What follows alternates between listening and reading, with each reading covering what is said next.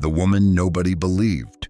In the winter of 1843, a woman in the Appalachian Mountains had not left her homestead in 4 months. No hunting, no foraging, no supply runs down the mountain. Her neighbors were convinced she was starving. Some said she'd gone mad.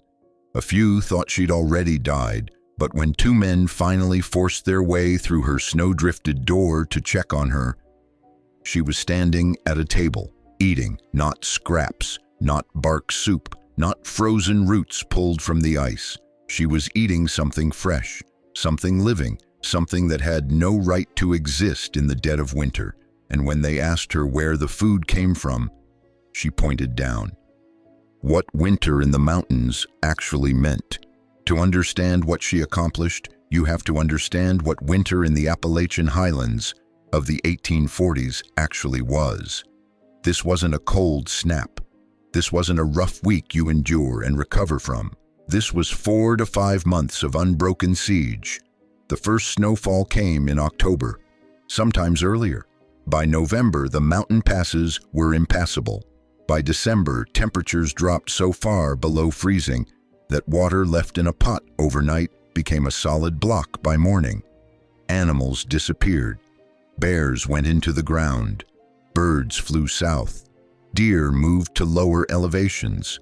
What little game remained was lean, skittish, and buried in the same snow that buried everything else. For a mountain family, your survival in winter came down entirely to what you had prepared before the cold came. Smoked meat, salted pork, dried corn, root vegetables packed in straw cellars, hard cheese, dried beans. That was it. When those ran out, you were in trouble. And here's what most people don't realize about how mountain families actually died in this era. It wasn't dramatic, it wasn't sudden, it was slow, it was quiet.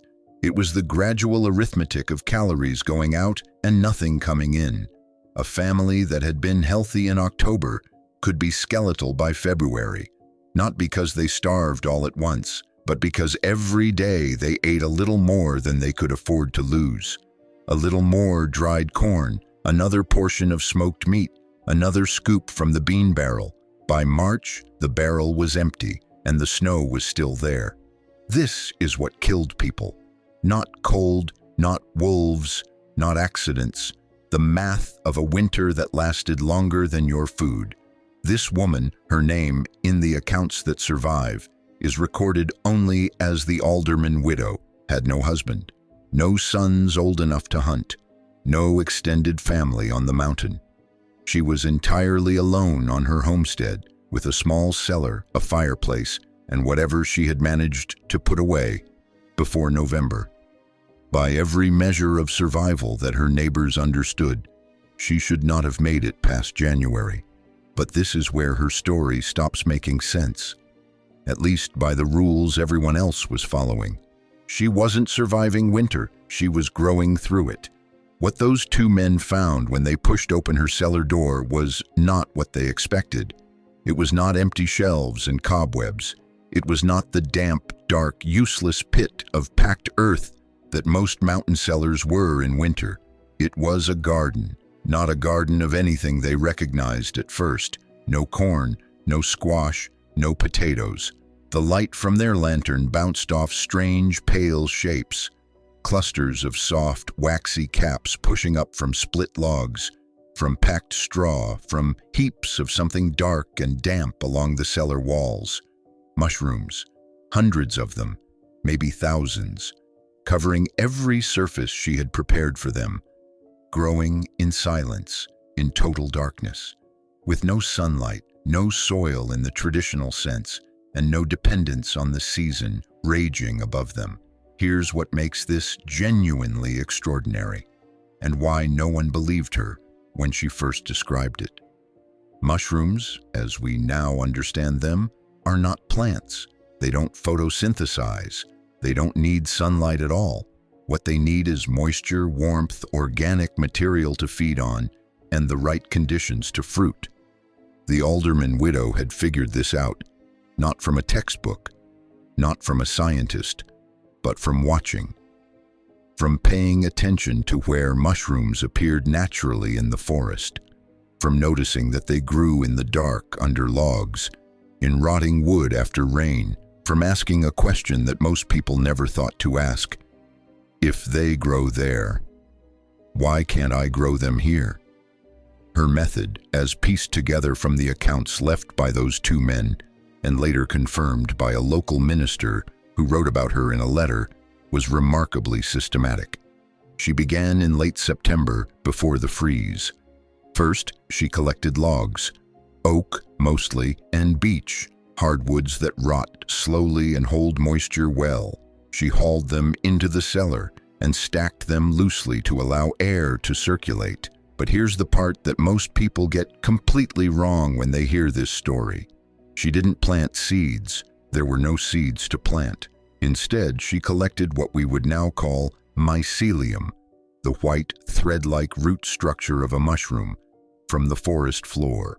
She found it under decaying logs, in the damp soil near streams, in the shaded hollows where mushrooms had grown the previous autumn. She packed this material against her cellar logs. She mixed it into the damp straw she layered on the floor. She pressed it into cracks in the wood, and then she waited.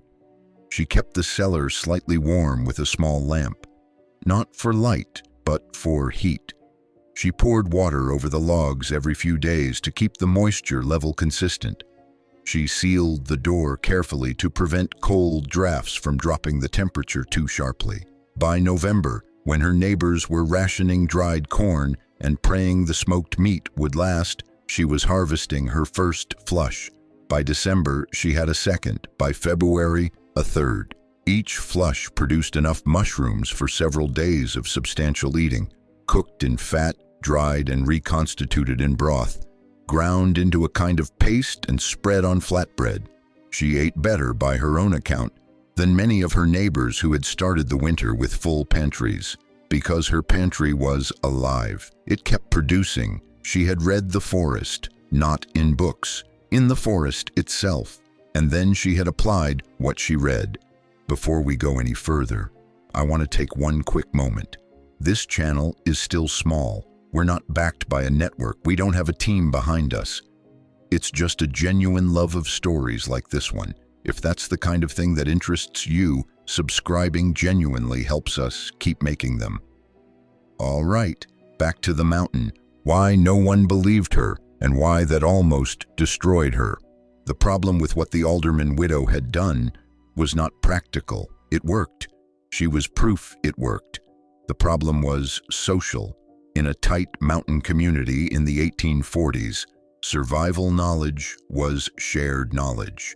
If one family had a technique that worked, it was known, passed between neighbors, discussed at church, traded like any other resource. Secrets were suspicious. Unusual behavior was dangerous. And a widow who was producing food from a dark cellar in the middle of winter, without hunting, without visible stores, without any of the resources her neighbors understood. That was not simply unusual, that was frightening. What happened next is something that almost cost her everything she had built. The rumors started in December. She had refused to accept charity, refused politely but clearly. When the minister's wife offered to send over a portion of smoked venison, she thanked her and declined. She didn't need it, she said. A woman alone on a mountain homestead, in the worst winter in recent memory, who didn't need help. Some said she had hidden stores, that her late husband had left more than anyone knew, and she was hoarding it.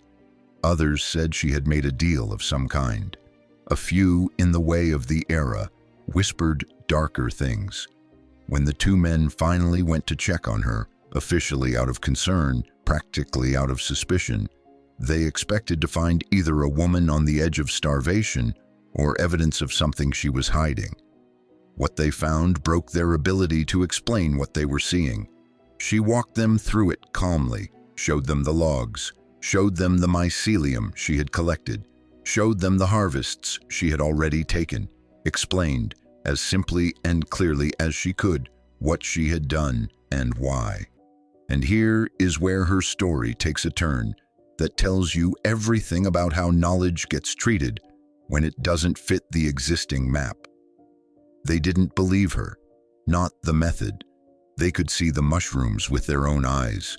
What they didn't believe was that it was enough, that this soft, pale, strange food growing in the dark could actually sustain a person, that it was real food, proper food, the kind of food a person could live on. One of the men reportedly said that what she was eating was not fit for Christian consumption. He meant it as a slight. He meant it as doubt. But she kept eating. She kept harvesting, and when April finally came, when the snow retreated and the passes opened and the mountain community began to emerge from winter, she was the healthiest person on the mountain, not thin, not hollow-eyed, not shaking from months of near starvation. She had made it, entirely on her own terms, entirely on food that no one else thought was possible, and that is when everything changed. The moment they finally saw it. Spring brought curiosity. It always does when something can no longer be explained away. Word spread, first among the women of the community, who were, by the nature of their work, far more interested in practical food knowledge than the men who had dismissed her. Then among the families who had struggled hardest through the winter. Then outward, in the way that genuinely useful information travels, through letters and ministers and visiting merchants and anyone who passed through and heard the story. A widow on the mountain who grew food in the dark through the whole winter. Without sunlight, people came to see it themselves. And what struck them, what changed the conversation from doubt to fascination, was not the mushrooms themselves. People had eaten mushrooms before. They grew wild. They were familiar, if not always trusted. What struck them was the system, the logs arranged just so, the mycelium packed carefully into the cracks, the moisture maintained precisely, the temperature kept stable with a small lamp and a well-sealed door, the harvests timed carefully to allow recovery between flushes. This was not luck. This was not accident. This was not some mysterious arrangement with forces beyond explanation. This was method. This was knowledge, applied carefully, patiently, and with a clear understanding of how living things behave when you give them what they need. Here's what she understood that almost nobody else had thought through. A mushroom is not a plant. A mushroom is the fruit of a fungal network, the visible, harvestable expression of an organism that lives in the organic material it feeds on. Cut the mushroom and the network remains. Maintain the network and it will produce again. She hadn't just grown food. She had grown a food source, a renewable one that operated on its own internal logic, independent of seasons, independent of weather, independent of sunlight. The forest above her was frozen. Her cellar was alive. By the following September, 3 other families on the mountain had built cellar cultivation systems based on what she had shown them. By the decade after that, the practice had spread across several mountain communities in the region. The minister who had once written cautiously about her wrote again, this time with open admiration. He described her cellar as a kind of winter garden unlike any he had seen, producing in abundance what nature withholds in abundance. She taught it to anyone who asked. She held nothing back. There was no secret ingredient, no hidden trick, no element of her method that she kept to herself. The knowledge was the tool. The knowledge was the survival mechanism. And knowledge, shared, multiplies. Not all food needs sunlight, only knowledge. The alderman widow lived on that mountain for another 31 years after the winter that made her famous in her small corner of the world. She never left, never moved to a town, never traded the mountain for convenience, and every winter without fail her cellar produced. When people ask what the lesson of her story is, the temptation is to make it about mushrooms, about cultivation, about the specific technique she used and how it worked and what we can apply today. But that's not the lesson. The mushrooms were just the method. The lesson is about what she was willing to question. Her neighbors looked at winter and saw a problem that had One solution: survive on what you stored before it arrived. That was the knowledge they had inherited. That was the framework they operated in. They were not stupid people. They were experienced, practical, capable people who had survived many hard winters. But they had never asked whether the framework itself was complete. She asked. She looked at winter, and instead of accepting its terms, she asked what winter actually was, what it actually prevented, what it couldn't prevent. And in that gap, in the space between what winter stops and what winter cannot stop, she found the mushroom.